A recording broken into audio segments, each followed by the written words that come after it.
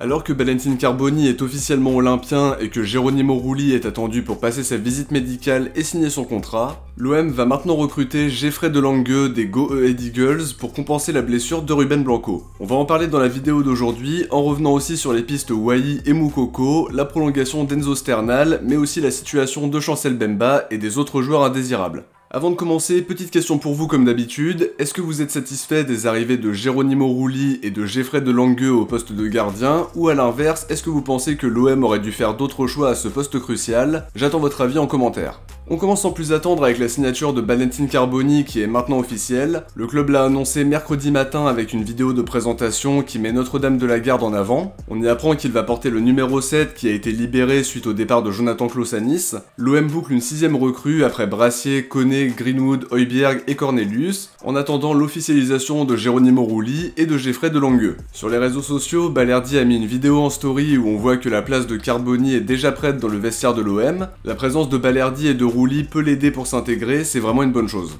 Petit point aussi sur la mise à pied de Chancel Mbemba dont on a parlé dans l'épisode d'hier. La Provence nous dit qu'il s'en est pris verbalement à Ali Zarak devant les jeunes après avoir été bloqué plusieurs minutes devant le portail de la commanderie pendant la conférence de presse de Greenwood et de Brassier. La Provence affirme qu'il a été poussé à la faute, ce qui supposerait que la direction attendait une action négative de sa part pour le mettre à pied. Bien sûr, on n'a pas tous les tenants et les aboutissants, donc on peut pas vraiment se prononcer là-dessus. Le quotidien ajoute qu'il y a déjà eu il y a quelques mois un épisode tendu avec Yevgeny Kochelev, le directeur des opérations football qui est au club depuis l'été 2022. Chancel Mbemba aurait eu un comportement irrespectueux envers lui il y a quelques mois, mais a priori c'est l'incident avec Ali Zarak qui a entraîné sa mise à pied immédiate. À voir maintenant si on se dirige vers un licenciement avec un procès au bout du chemin, ou si un club peut le recruter cet été, mais la situation est très loin d'être idéale pour lui comme pour le club.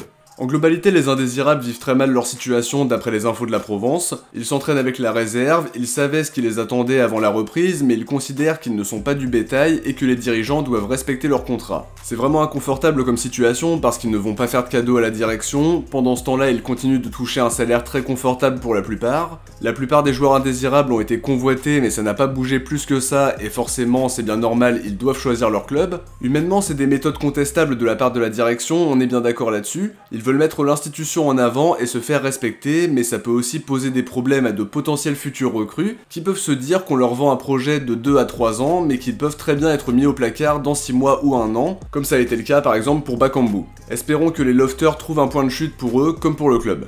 Dans l'épisode d'hier, on parlait d'une prolongation imminente pour Enzo Sternal. Massilia Zone expliquait qu'il allait signer son contrat aujourd'hui. Une info confirmée par La Provence ce matin, tout est bouclé pour la prolongation de Sternal jusqu'en 2027. Ça devrait être officiel dans les prochains jours. La situation est plus délicate pour Bacola comme on l'a dit hier, mais aussi pour Emran Soglo d'après Loïc Tanzi. Il ne lui reste plus qu'un an de contrat, donc si on veut le prêter, il faut qu'il prolonge. S'il veut faire partie de la rotation, il faut aussi qu'il prolonge, sinon la direction va décider de le vendre dès cet été. Ça explique pourquoi on l'a pas vu pendant la prépa alors qu'il a montré de très bonnes choses la saison dernière, donc j'espère qu'on va le prolonger et qu'il sera prêté dans la foulée pour prendre de l'expérience. Sur Transfermarkt, c'est marqué qu'il est sous contrat jusqu'en juin 2025, mais qu'il y aurait une option de 2 ans. Elle sera probablement activée selon le bon vouloir des deux parties, donc ça doit bloquer à ce niveau-là. Cela dit, Soglo voudra sans doute une revalorisation salariale. Il est actuellement autour de 25 000 € par mois, et on imagine qu'il veut aussi des garanties de temps de jeu. C'est pour ça que la perspective d'un prêt me semble intéressante pour qu'il progresse, et engrange du temps de jeu la saison prochaine.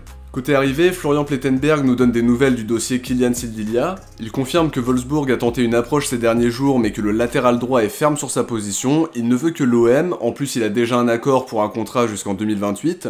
Les dirigeants sont optimistes pour se mettre d'accord avec Fribourg pour un transfert compris entre 13 et 15 millions d'euros. C'est important de vite boucler son arrivée parce qu'il faut travailler les automatismes sans prendre trop de retard, mais quoi qu'il en soit, Sildilia va jouer la finale des Jeux Olympiques vendredi à 18 h. Il ne reprendra pas aussitôt à mon avis, donc on devra faire sans lui face à Brest si son arrivée se confirme.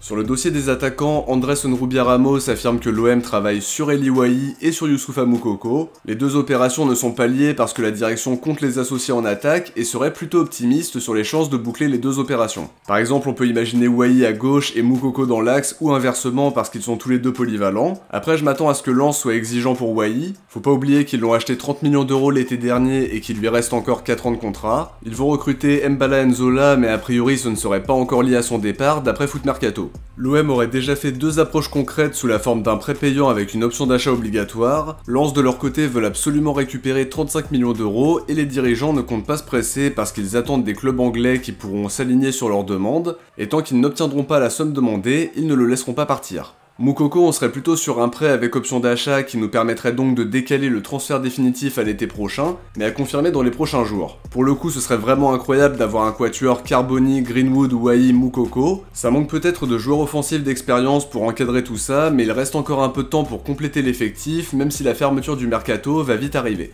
À côté de ça, Foot Mercato nous dit qu'Arsenal ouvre la porte à nouveau pour Edin Nketiah. Les infos sorties sur Moukoko et Wai les ont apparemment fait réagir. Ils se montreraient maintenant plus raisonnables, mais reste à savoir si l'OM décidera d'activer à nouveau la piste, après plusieurs semaines de discussions qui n'ont pas abouti alors qu'ils tiennent déjà un accord avec Nketiah. Les dirigeants ne voulaient pas s'aligner sur les 35 millions d'euros demandés par Arsenal, mais ce sera plus ou moins la même chose si on fait venir Wai par rapport aux infos dont on a parlé un peu plus tôt. Si Arsenal se montre moins gourmand, c'est déjà une bonne chose, donc à voir maintenant pour quel choix ils vont opter.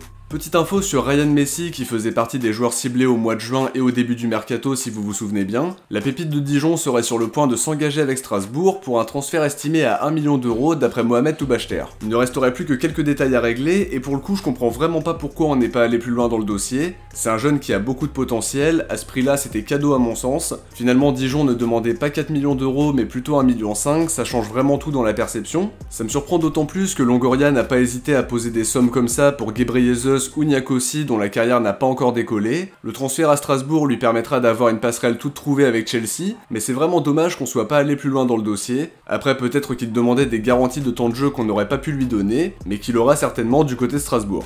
On termine cette vidéo par une arrivée surprise au poste de gardien. Mathieu Grégoire annonçait en début d'après-midi que Geoffrey de Lange allait signer à l'OM pour être le gardien numéro 2, une information confirmée par Fabrice Hawkins qui parle d'un transfert de 2 millions d'euros plus bonus. Le gardien de Go Ahead Eagles doit arriver aujourd'hui à Marseille pour passer sa visite médicale et signer un contrat de 3 ans. De ce que j'ai vu, c'est un gardien qui est plutôt performant sur sa ligne, qui peut sortir des arrêts réflexes pour rapporter des points à son équipe, qui va assez vite au sol, pas maladroit dans le jeu au pied, mais pas forcément une référence sur penalty. A priori, il sort d'une belle saison avec les Go Ahead Eagles. À 26 ans, il n'a joué que 76 matchs en pro, donc ça manque un peu d'expérience quand même. Il a pas joué dans un club avec une pression forte comme le nôtre. Pour une doublure, ça peut être intéressant sans être un recrutement hyper coûteux, et j'imagine que c'était l'objectif.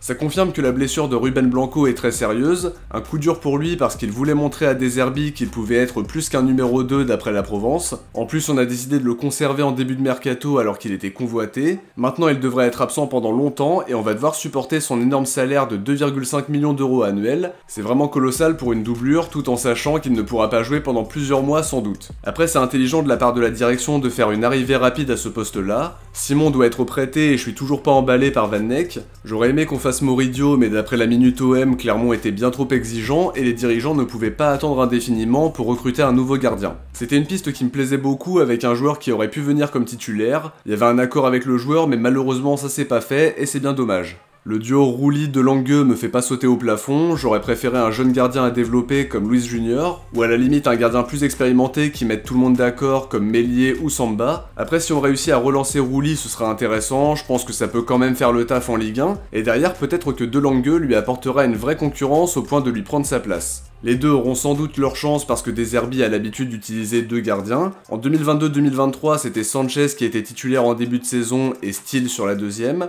La saison dernière, il alternait entre Verbruggen et Steele, mais il avait aussi l'Europa League à disputer, donc ça entre en ligne de compte. Et cette saison, on ne va jouer que le championnat et la coupe.